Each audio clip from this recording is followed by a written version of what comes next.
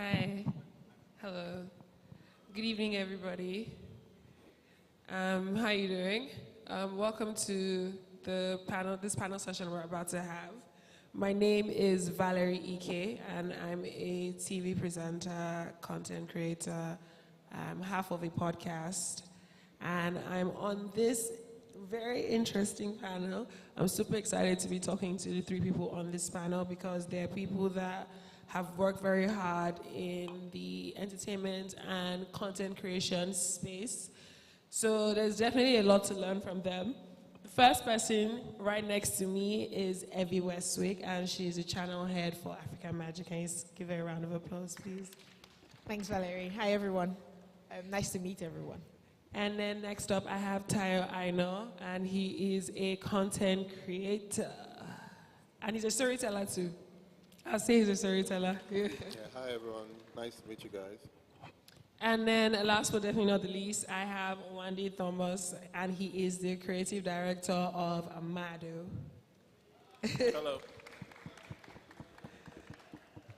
So today we're talking about the neo-African creator and the death of traditional media.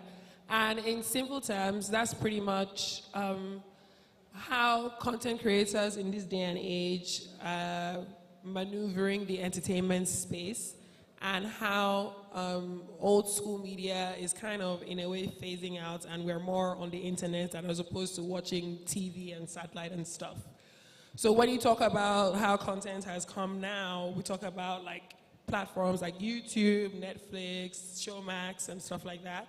So I want to ask the panel, everybody, and everybody should answer at their own time, please.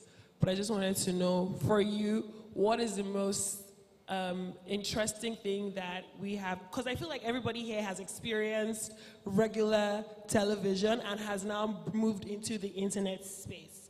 So I feel like, what is the most interesting thing that has occurred to you throughout since you've made that transition, in a sense? You can go. Yeah, you can. Okay. Where do I start from? Okay, so I will say that, yes, there has been an evolution in television from the days when we would wait 4 p.m. for NTA to start the channels, to then having 24-hour channels, free to air, to then having pay TV, DSTV, to now OTT platforms, and us also transitioning into that space with Showmax. I will say that the way, and this is obviously speaking from like a data perspective, we've continued to see how people are consuming content differently. So we as an entity cannot act like the OTTs are not strong, and which is why you see they were positioning Showmax more and more as like a frontier for multi-choice. So yes, people want to consume content on the go. People want to, people don't want to have to rush and have like appointment viewing at 8. I want to catch up when I want to catch up. And I think that's what's fantastic for people like Tayo that are sort of changing the industry and the space, and also sort of like a threat to us because they're taking the audience away from traditional media. But I also do believe that you cannot have media without having traditional media. So as much as there's the HBOs and the Netflixes, HBO is owned by the company that owns CNN. And we're all still going to watch CNN and Al Jazeera. Exactly. So it's like it's two sides of the coin. Okay, fair enough. Tayo, tell me what you think. So I think the industry has changed, just like you said. Yes. And I believe that lots of people are now becoming their own media companies. Yes. So like today, you can decide to start up a YouTube channel and start to distribute your own content depending on what you want to create. So there are no gatekeepers anymore. There's now like I think the word to use is ubiquitous. Like anybody can have access to this content, and they can also make their own content and distribute it to their own audience. So I think the landscape is changing generally. Okay, fair enough. Wendy, tell me, what it is for you? I think they've said it all pretty much. The most notable change, to be honest, is the shift of power. The dynamic has changed where the creators are now the people who are in control of the audience and in control of the power. So one of like the most remarkable events that happened was was it last year or 2021 when Squid Games came out? Yes. And yes. there's a creator, I mean a YouTube creator called Mr. Beast who recreated this, version of the Squid Games. And I mean, it trended globally in less time. Now, obviously, it was on a free platform like YouTube, but it was just like a pilot to show that the Squid Games was created in, it probably took like a year or two, probably two in development and all of that. And then this guy put it together in like 6 weeks and got over 300, 400 million views globally. So it shows that the creators now have the power. I mean, if you ask him how much he spent on marketing, it's $0 he spent on marketing that video. Meanwhile, Squid Game marketing budget can probably fund some of our productions here. So, it just shows like a monumental shift in power from the establishment media houses to now the individual creators. Okay, so as we're talking about how things can like go viral and just automatically put you on the map, and not even necessarily by doing just random things for clout, but actually putting out meaningful content. We're going to talk about 3 different things that can relate to all of you. We're going to talk about Showmax with doing Real Housewives of Lagos. Now, I've never ever watched Real Housewives before in my life, but because of Real Housewives of Lagos, I started, and now I watch Showmax, actively, not even to say it has literally become part of the platforms I scroll through when I'm looking for what to watch. And I think that is incredible in the sense that is giving an alternate. So back in the day, there were a lot of channels that would choose to post the kind of content that is Real Housewives of Lagos.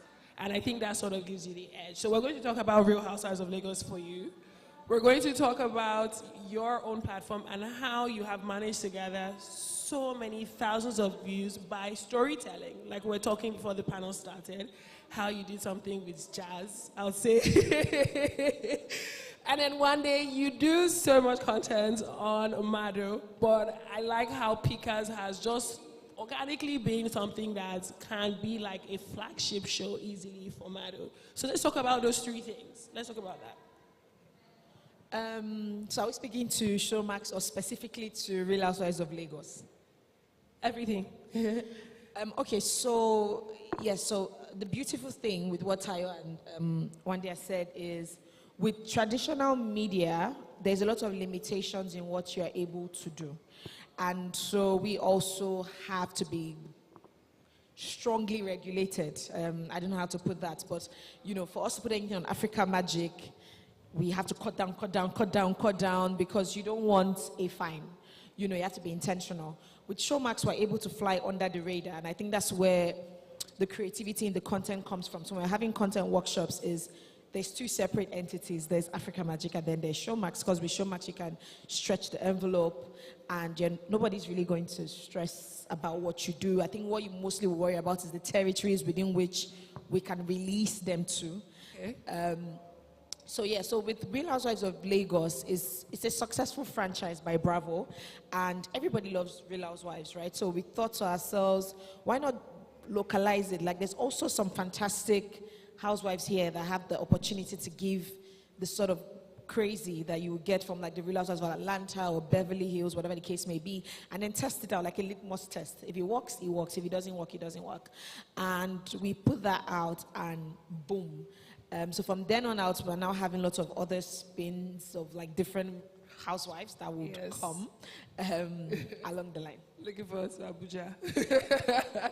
So Taya, tell me about like putting out relevant content, getting people to constantly come back to like watch it. Your views, you don't have any video that has less than 100K views on your story, whether it's you're gisting, you're exploring. How do you keep, that's what I mean, how do you keep people coming back? So I think for me, it's basically taking the viewer on a journey. And that's kind of like how I started. Back then when I started, there was a time I was also making videos and I was getting 0 views. I was getting 5 views, and out of those 5 views, I was watching like 3 or 4. So there was a time that was happening. It's just because I've been on the platform for this long, and I've kind of like built a relationship with my audience. And that's the good thing about, platforms like YouTube. Over time, you build a relationship with your audience where they get to know you. They've been following you. They watched you when you started, and they're watching you now. It's kind of like different from traditional media, where it's like it's just like you're probably just watching a show. It's like you're connecting with this person. So for me, it's and also like with content too. It's also like storytelling. It's also taking the viewer on a journey. Like when I walked into this place now, like somebody at the door was like, "Oh, you just came out from Portugal." And I'm like, oh, so it's like people kind of like, they follow your journey, they kind of like know you. And as you're telling all these stories, as long as you're telling stories that make an impact in the lives of people, either you're educating them or you're entertaining them in some way, and there's a purpose behind every single content that you create, then people will definitely come and watch you. Okay, all right, fair enough. Wani, So, Mado was born out of, I would say, a little bit of frustration. I had founded a company called Urban Giddy, and we've been basically acting as a media service business for a couple of years now. So we produce a lot of commercials, music videos, a couple of scripted stuff. But my passion has always been in like storytelling, in like creating entertaining content. And so first of all, I went through the traditional route like you would do. But then again, it's like Evie stated earlier, I think either due to, some restrictions or, some basically limit to the amount of content you can show, a lot of the traditional methods were not, they were not necessarily suitable for a lot of the content that I enjoyed and a lot of content that I wanted to watch. So I would say Mado was born out of, a frustration, but also a selfish endeavor to like actually produce things that I enjoy to watch. And those are things like podcasts, those are things like Pika, those are things like social experiments, short films. We have a short film on there. We have a couple short films. We have a limited series called Lara of Lagos. We have a short film called Nap starring Timini and a couple other people. We have a couple podcasts, one of which you co-host. Yes. We have Mechanisms, and basically, like Tayo stated, once we started, you'd have those little views and you're like, okay, like what am I doing here? But I call him my YouTube coach because I draw a lot of inspiration from a lot of what Tayo has done. Tayo has over, 500,000 subscribers. Yeah, And they come back week in, 537,000. week out. Yes. And they come back week in, week out. If you actually do the numbers, he probably averages more views than some traditional channels would do in an actual period.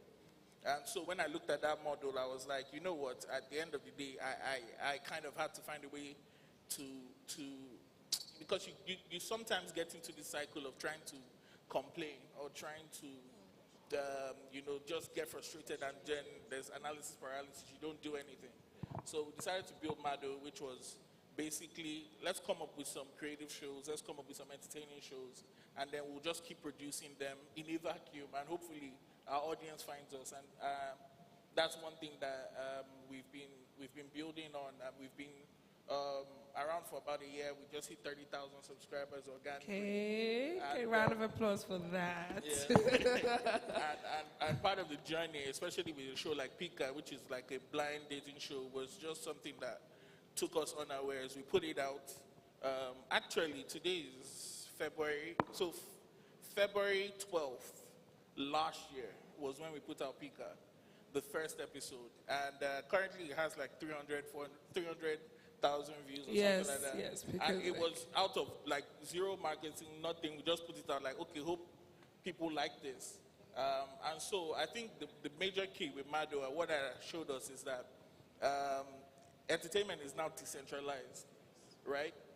Everybody has the ability to create whatever they want to create and find an audience for it. There are certain shows that shouldn't work, but they do. They do, Like, absolutely we agree. put out episodes of podcasts that are like 40, 50 minutes sometimes, and people watch it from the beginning to the end without, So, that's kind of the Mado story. It's born out of frustration, but born out of like, kind of like a selfish like passion to like, okay, what do I like to enjoy watching? And I'm sure there are other people like me, and they'll find it. So yeah. I think it's really interesting that all of you have agreed that this new age media gives everybody the opportunity to put out their content and to actually attract people that are interested in viewing the content and just sort of building a community that just sort of comes back to. So in a sense, it's like people become invested in what they're watching and what they're experiencing from you. So that can be definitely a pro. But if you were to say one good thing, one advantage or disadvantage, or a pro or a con, or something you miss from conventional, traditional media that is missing in this new age, and something that you are just happy that we don't ever have to do again. So for me, I wouldn't necessarily say I miss anything about traditional media, because I'm very big on change. I'm really big on evolving. And I say this all the time, like when we were younger, it's like if you didn't go through certain people in the industry, you would never make it. Like I remember when I would intern and trying to just build something for myself in the media. I wasn't really sure what I wanted to do. It sort of felt like there had to be these people you had to go through to become anything. Or specific channels probably just needed one VJ, and obviously I want to be popular, and if I can't get like a job on like conventional media or radio, I can't be anybody. Or even with music as well, I also speak about music. There was a time when if you didn't pay a certain amount to be on the radio, nobody knows you. Yeah. So I will say that I do love this. I love what digitalization is doing in terms of content and how anybody can become who they want to be. I like that we've shattered the glass ceiling. Again, I still work for a conventional media television company, but also we understand the importance of evolving. So I wouldn't say there's anything that I necessarily miss. I mean, I like that we have a plethora of options for the audience. That's why we say you can add Showmax to your box, because there's no limitation in what you should consume, and you should be able to choose what you want to consume. And if you want to have traditional media, we're also available with like appointment viewing and watch times for certain things. So no, I don't miss anything. I like that there's more. I like that you can educate yourself. I like that you can also, again, stay in school, kids, but I like the fact that you don't have to go to school to become somebody. There's this guy I love on YouTube, Marquez something, I'm sure Tayo knows him. And this guy probably gets each device before the guys in Silicon Valley gets these things, right? And gets paid a crazy amount of money to give his honest, let me be very clear, his honest opinion. He's not going to lie to Google about the Pixel. If it's whack, he will say it. If it's good, he will say it. And I like that the world is different, and I feel like we should continue on this path. Again, you can't really consume what is out there, but I love where we are at. I think it's a good place. Me too. I feel like the podcast, for being on TV for 7 years, it's 7 years in September, and there's so many things that I've said on the podcast that I would have never, ever been able to say on conventional TV. So many things, like, it just gives you that freedom and ease to just fully just express yourself without wondering if you're going to get a fine. Tell me about your experience, Tayo. I think what I would say I miss is the community as regards. And when I say community, remember when we were younger and there weren't all these platforms like, well, there was YouTube, but it wasn't as big as it is now. And maybe there's a show you watch and everybody gathers around the TV to watch it, like you and your family. But because content now is everywhere, most people spend more time, it's on demand. So you can, Netflix, you don't need to wait for any period to watch something. You can just go there and watch it. If they bring a new show out, you don't need to rush and watch it.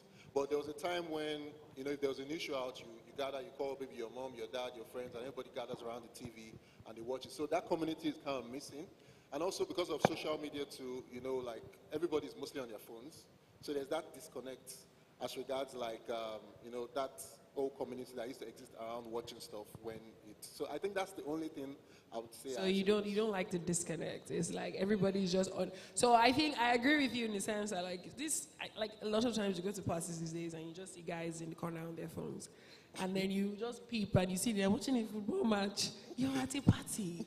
Like, it's like, can you just not? I agree agree. But I do get where Tara is coming from, but I also strongly believe that your community is personal, right? Let me use me, for instance. There are certain things that, I'm not going to mention partner platforms, but I'll say whenever Showmax has a show, and we as a family commit to wanting to catch it together on the weekend. So whatever we're doing, we come together, mom, dad, my sisters, or even if you're not in the country, you can stream wherever you are, and then we're feeding back on the group chat, right? So I also think that as much as it has made everybody really distracted in terms of there's so much to consume, it has also made us make an extra effort just to kind of find that time to be together as a family. I don't know if this works if it's for everybody, but like my family, this is how it works.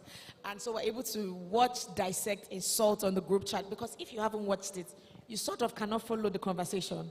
So you have to be on our wavelength. And how do you be on our wavelength if you don't watch the show? So we found creative ways to work around that, but I understand what you're saying. In the days where we're watching Passions, I don't know if anybody watched Passions. Passions, yeah. Yeah, everybody Even had as to be simple at as Super Story. yeah, so Every yeah, Thursday, also yeah. that nostalgic feeling of the whole world getting something at the same time.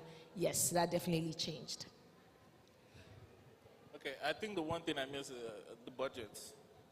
To be very honest. He said he misses the Like budgets. the budgets, like the amount of money that TV shows that aired on traditional TV used to get, it's healthy, and I think so it still exists. It's still, yeah, I mean it's still healthy a little bit for like streaming platforms. Depends on the nature or the caliber of your shows, but I think the range has kind of shrunk. So it's either you're producing something for close to nothing or very big money. And the shows in between don't really get the kind of funding that they need to get produced. So obviously, as an independently funded like content network that we are, Mado, we self-fund all our shows and stuff. And we've kind of learned or built methods of how to produce, quality cheaply. But it would be, very great if we get more budgets to just express a lot more of our creativity. Yeah, for sure.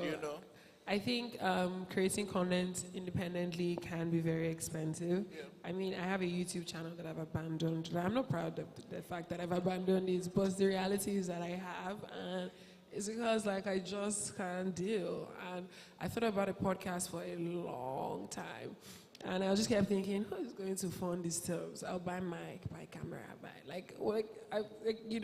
So I do agree that budgeting is an issue for creators. But Tayo, you didn't start content creating with a big budget. So how were you able to maneuver that? So for me, what I did was, because back then I didn't even know how to make videos. So I started making videos for people. I think I started with my phone. I was making videos like random vlogs. And from there, I started to rent cameras to film people's events. So maybe somebody has a wedding, I shoot the wedding, collect like 30K, 40K. And from there, Every young video director has his 30K, 40K story. So do that, film. So any opportunity that I saw to pick up the camera, I always jumped at it.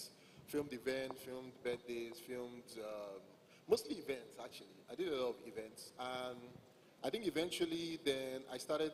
I was like, events are cool, but I wanted to tell stories. So I started filming documentaries. So I went into the documentary space, was filming documentaries for people, and from there it got to a point where I was like, okay, I'd saved up some money. And it got to a point where I was already getting tired of people. When you make a video for somebody, they'll say, oh, they don't like the music. Or you make a video for a bride or a groom, and you're like, oh, change the music, or cut out this, or cut out that. I was like, no, I don't want anybody to. So I wanted to make my own stuff, because I was tired of making stuff for people. And I wanted to have full control over what I was making and focus on telling the stories that I was interested in telling. So I saved up money, after doing videos for 2 years plus, for people, I saved up money, and I think I remember it was in August, because I still went to check there's an inflection point on my YouTube channel, the point where I said I wasn't going to make a video for anybody again. I wanted to just focus on making videos. And I think it was August 2019. There was a video I dropped, it was a video about Lagos. From that point onwards, I just focused on making videos. And gradually, I think within the first year, I didn't make enough money, but I focused on telling stories around Lagos. From Lagos, after making some money, then I started telling stories around Nigeria, because it was easier to access. Because first of all, traveling is freaking expensive. Then from around Nigeria, I started doing like neighboring countries, Ghana, Benin Republic, somewhere close by. I did Kenya, and then from there I did more of like Africa. And I think last year I did my first trip to Europe. So gradually now we are going international. So it was like a steady and gradual process, more or less. Process, yeah. I think a lot of times these days, because there are two kinds of successful content creators these days. They're the ones that have been creating content for a long time and have built a brand, and then they're the ones that they make one content, it goes viral, and then they remain consistent and they just continue to go on that level. And I think it's important for everybody to realize that you cannot always be the latter. Like, majority of the content creators are the former. Like when, I remember looking at Jackie Aino's page on Instagram, and she has branched out from having her own personal page to a Lavishly Jackie platform where she posts a bunch of stuff.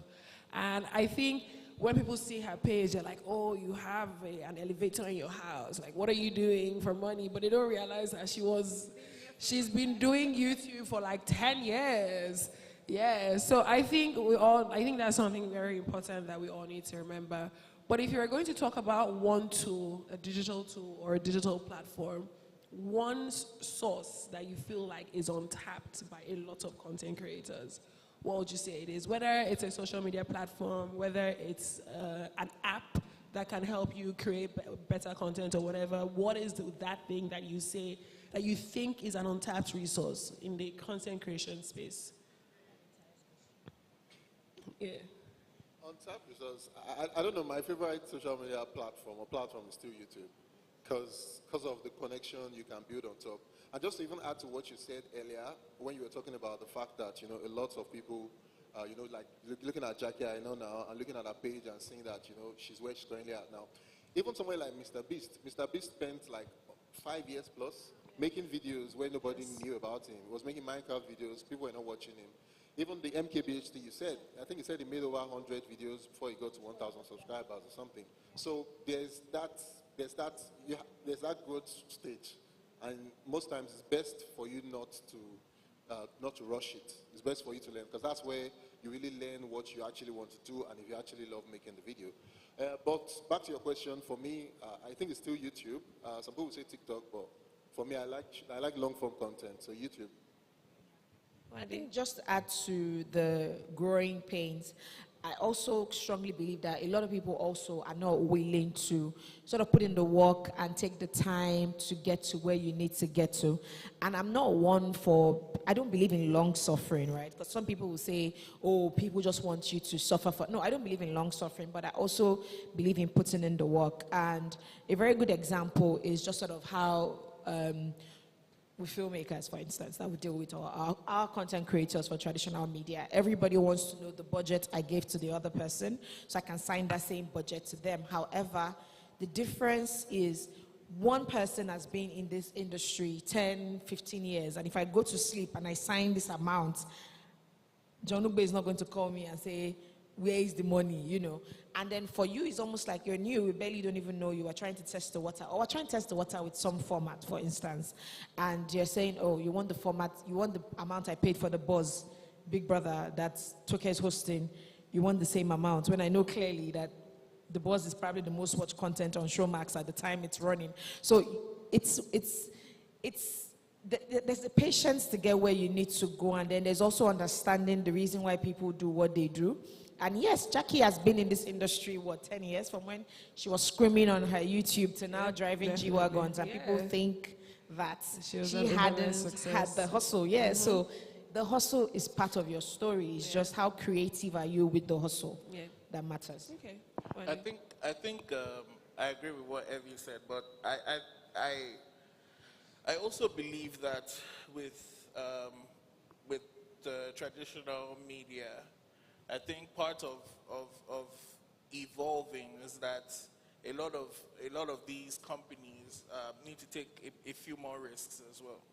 I honestly believe that, Yeah, because there are amazing creators out there who I believe are, in their infancy, and, can be groomed and can be, made into the future creators. And I look at it as a win-win, because if you get them early, you get them, I don't mean this derogatorily, but like, you get them at a discount, in the sense that they are the infancy, and so you're also helping them. So it's an exchange. But we have had those sort of, I can speak to us, right? We've had those sort of scenarios. A lot of people we've built. Let me take that back. There are lots of people we've grown with. Lots of personnels in the industry that would today charge 10 million naira for hosting started as babies with us. So, of course, we're very big on encouraging people and growing with people. I also think that we're one of the platforms that will put literally an unknown face in our top 260 series and just see their fan base grow from there to them getting other gigs. So no, we don't have a limitation to growing with people. I think it's always very important as well to see, when I tell people to bring me a pitch, I'm always very interested in the content of your pitch, because there's also that factor that happens where somebody brings a one-pager and says to you, how much are you people going to pay for the story? And I'm looking at your one-pager like, what am I going to do with your one-pager? And then somebody comes to me and has like a 20-page breakdown, each character properly developed, his ideal set, the ideal costuming, the brand motivation as well, like, okay, this is how you can sell, this is your brand tie-in, because that's also big for us. It's like, how do we tie in the advertisers to this content? So somebody else, again, like I said, if you're new, you might not understand that, but somebody else that's probably been old in the game knows that these are the angles I typically would want to see. So for me to push this to the executive head of content and channels, it has to make sense. So when it makes sense like that, then the conversation becomes, we really want this, how much are you going to collect? Because it's not like we don't open up our pockets and pay money. We do pay money, right? But it's important that the thing makes sense. Again, with business, you cannot take risks like that. As much as people always say, like, take risks and try it out, it's not that easy, especially in the climb that we're doing business. So you do have people that you answer to, and not just locally, but also obviously in South Africa. And so whatever decision that you're making, is it going to give us more subscribers? Is it going to give us more content watch hours? How is it going to impact? Are we going to get more advertisers, coming? So there's so many layers to the conversation.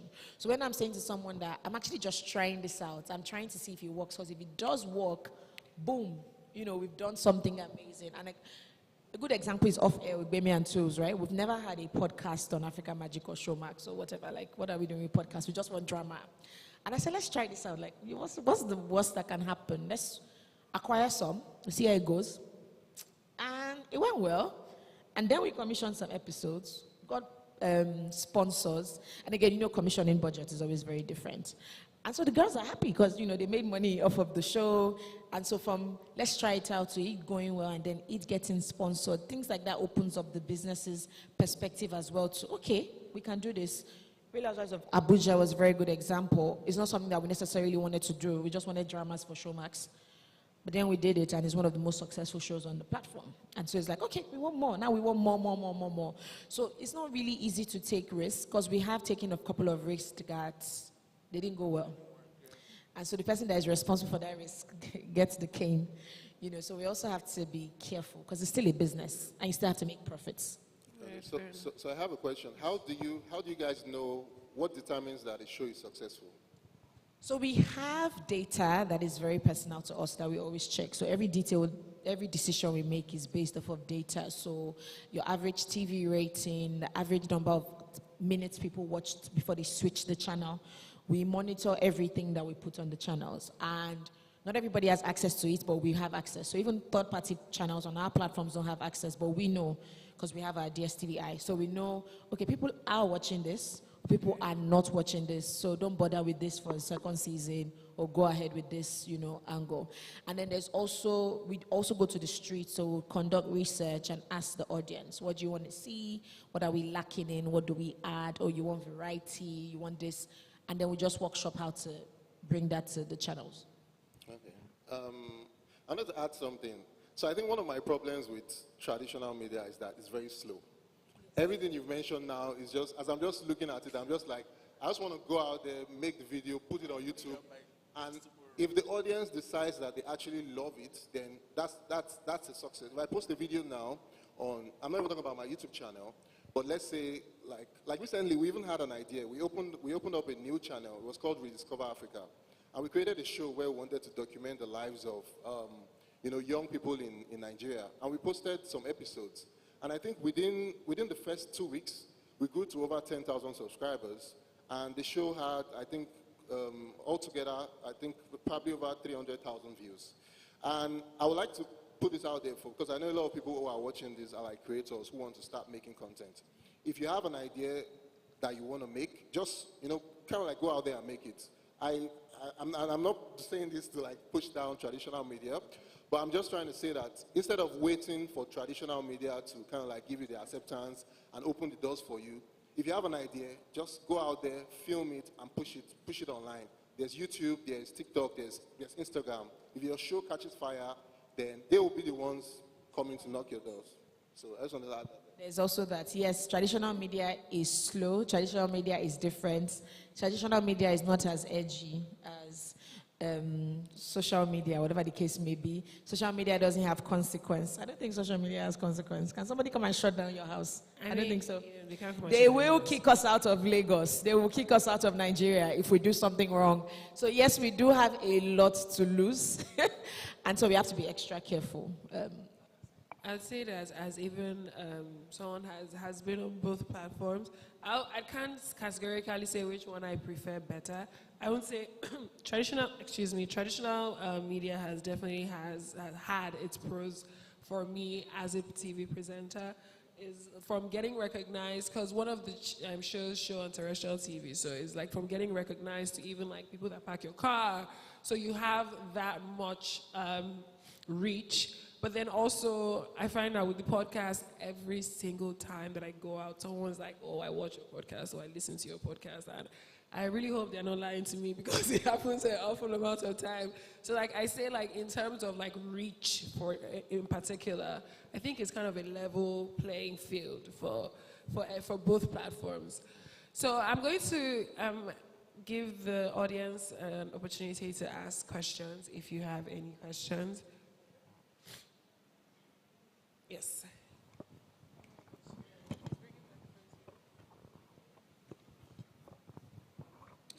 Good evening. Hi, guys. I think my question will go to Tayo. Evie talked about big media or traditional media taking risks, but you're a content creator, a storyteller. Why should you take the risk on traditional media? Like you said, you're telling people to go out there, make your YouTube, make your videos, put it out there. What will be the incentive? Yes, traditional media is necessary. You talked about perhaps missing the appointment to view days of NTA, Tales by Moonlight, or Travel the World with Evie or whatever, which you don't really get to have with the Tayo I Know platform on YouTube, which is basically can go viral, it might not go viral, and you have views. So after that, whether it's successful or not, yes, there's money and all that. Why would the content creator take the risk to then go to big media? So I would say you shouldn't even focus. Like me now, I'm not looking at, like, I don't have a plan of like one day, like, oh, I want to put my stuff on like any of these platforms. Eventually,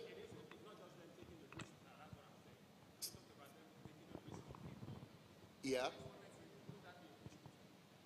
Not really, because if you are like, I'll speak for myself. As I am now, if I have an idea for a show or a program or something I want to launch, I can just take the risk for myself and for my company and launch it. If they now decide that, oh, they see this show that Tyre is doing, and oh, they feel like, okay, they want to also put this on their platform, and they feel like, okay, it's going to be a success on their platform, then that's just more money for me. It's it's like I'm already making money off what I'm doing with my own audience. So it's like an added, like an add-on.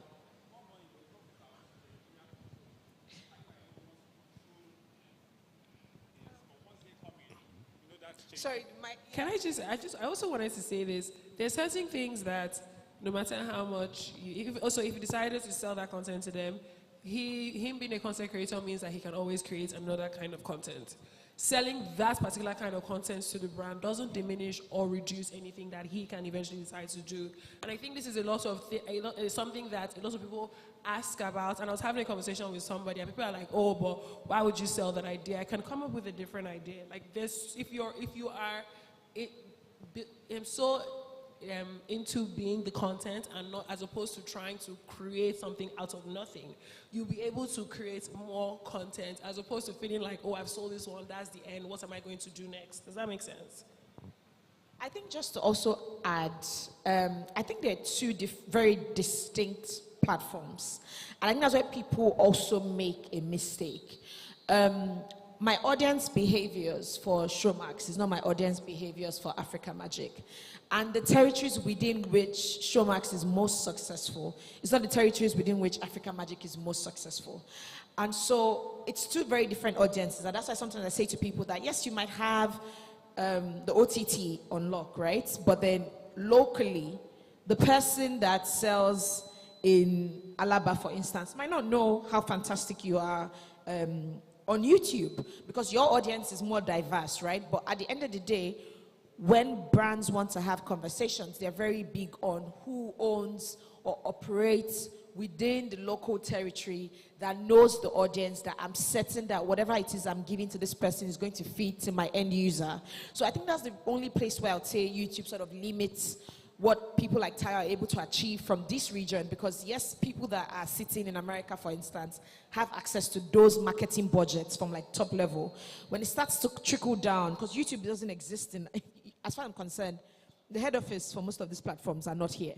So when you start to trickle down in terms of the marketing budget, it starts to reduce in terms of what is getting to those at the bottom of the ladder. So something that he probably should have gotten $20,000 for, because it has come so far to how many people even use us in this region, he probably would get way less. So I think that's the only thing I would say in terms of the audiences is different. So sometimes I like to say to them, I love that you have what you have, but I also, in terms of localizing that audience as well, because it's good to make local naira and it's good to make dollars. So in case Emefiele says you can't get your dollars in your dom, you have your naira account to still spend with.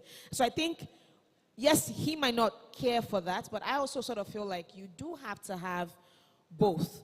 Because all the other guys that we do look up to on these platforms, they are working within the marketing regions of these brands. So they will always be first person for anything that is coming. Good example is Macangel Comedy Channel. They are as global as they are local. And so we'll sit in meetings and brands will say, I want Emanuela to be the one that says this. So I think you cannot do without still connecting sort of like the local people in your region, because you must still tap into both markets. No, I would never say it's dead. That's why I said it's good to have both. Every single traditional media platform that you have today, the most popular ones, they also have their OTT SVOD platforms, because they see the impact of those. There's a reason why Disney stood up and took off all their shows off of Netflix and Disney Plus, because you must evolve as a business with what the society is doing. That's why I would sit down in data and sit in research and see what the world is doing and what are we not doing differently, and where are we trying to go for this financial year. So as a content creator as well, I think it's also important for you to also always be on the lookout for what everybody's doing. We spoke about Jackie right now. Jackie used to do makeup tutorials, if you know Jackie. But now another thing that they've realized is that skincare is big. Organizing is big. Just living is big. So now she wants to show you how she lives, how she cleans, how she takes care of her skin. Because guess what? The skincare industry is making more money now than the makeup industry. So you must always also learn to evolve with what is happening in society. You can't be tone deaf and say, oh, we are traditional media, we're never going to do anything. No, if you notice, anybody that hasn't evolved as a traditional media platform, they have no relevance today. I just add to that, I agree with you. And another thing too is content is, you can create a piece of content for yourself and you can still distribute it on traditional media. It's also like another outlet.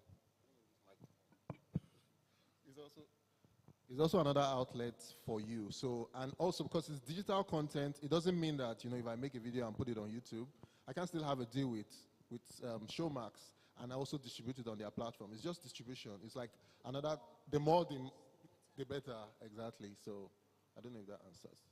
Okay, do you have another question? Hi, good afternoon.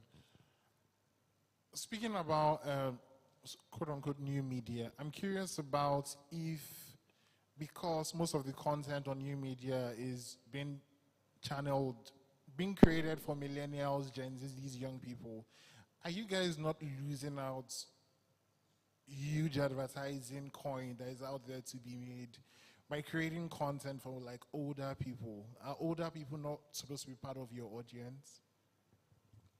Do you understand the question? Yeah, I do. Speaking personally, yes, they are part of my audience.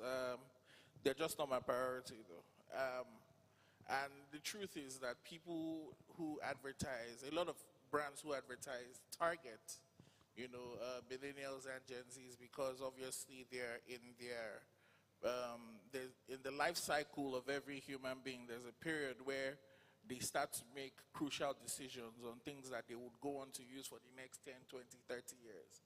So you're thinking of people in their early 20s who are just moving out, for example, and they're going to pick for the first time the kind of soap that they're going to use and they will just stick with for years to come. And so a huge part of a lot of marketing plans target Gen Zs and millennials. If you also look at social media and the internet, majority of the people who are not only users but active users of social media and digital media platforms are millennials and Gen Z. So it's not that I don't take them into consideration. I do, and we do have a couple of shows. We have short films. We have other content that we build for that. It's just that the people who are going to come in, day out, are those Gen Zs and those millennials, and they're the ones that are going to share. They're the ones that are going to comment. They're the ones that are going to participate. And so it will be very foolish of us not to target them and place a priority on them. So we do that more, and then obviously we also have content for the other demographics as well. And I think to add to what Wande has just said is that as anybody, like I believe everybody is a brand, right? So everybody, when you set out to do something, you know who you want to speak to. So I don't think a Tayo should worry about cutting off the older people, for instance, because like Wande said, that's not who they're setting out to speak to. They're setting out to speak to young people. And yes, there's also advertisers that set out to speak to either the young, the old, the mom, the child, the housewife, the working class woman. I feel like there's different niche of advertising. However, in this market, what I've also seen is that the mass advertising is where there's more money, and mass advertising is for everybody. So it's not so often that you get brands that are interested in carving out, I just want to advertise to Gen Z, or I just want to half the time when we get brands come to us, it's because they know we have the numbers and they want to reach the numbers that we have, which means everybody. So it's a beautiful thing to be able to cater to everybody, but I don't think it's possible that everybody can cater to everybody. I think you can actually go crazy trying to cater to everybody. I don't know if that makes sense. Definitely. It's kind of like, even if you don't think about it in the broader aspect of being like a channel, if you think about it in the singular aspects of being a content creator and one person, a lot of people are not going to be interested in your content. Like, no matter what stage you put out, no matter, it can even be the most viral thing on Instagram and they'll see it and they'll just swipe. So you can't literally cater to everybody. Do you have any more questions?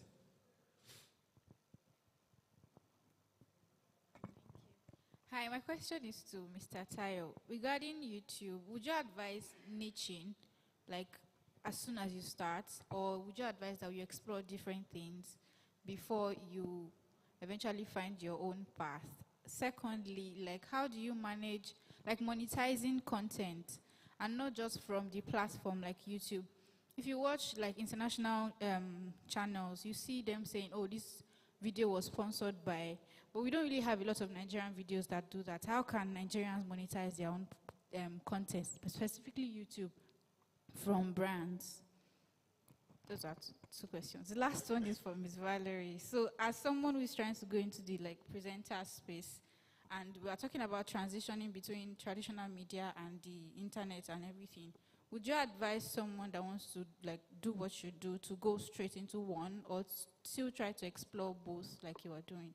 Thank Who you. do you want to answer first? Let me start because I think he has that. Yeah, so I think for YouTube, as regards the first question you asked, I would say, I always tell people, like, over the years, what I've learned is whatever interest you have, just, you know, let's say you have, let me give you an example now. Let's say you have interest in travel, in business, in makeup.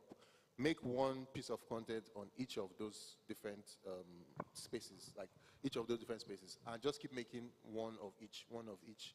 And as time goes on, you will realize, you find out the one that your audience actually resonates with. So let's say you make a video on, let's say, makeup, and you make another one on cooking, and you make one on, let's say, travel.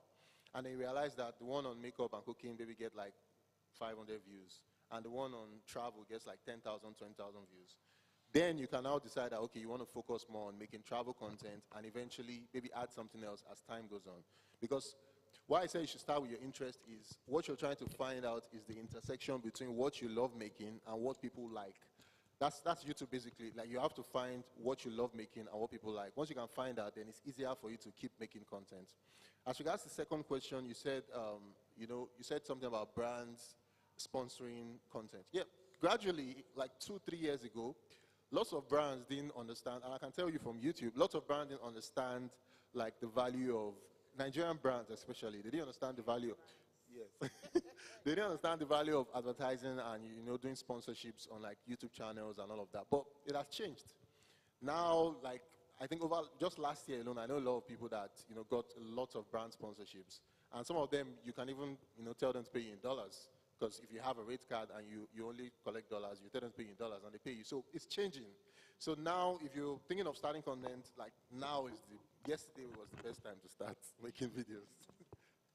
So for me, I'd say you can choose, especially if you want to be a presenter. There's so many things that you learn from traditional media that you can't necessarily learn from being a content creator.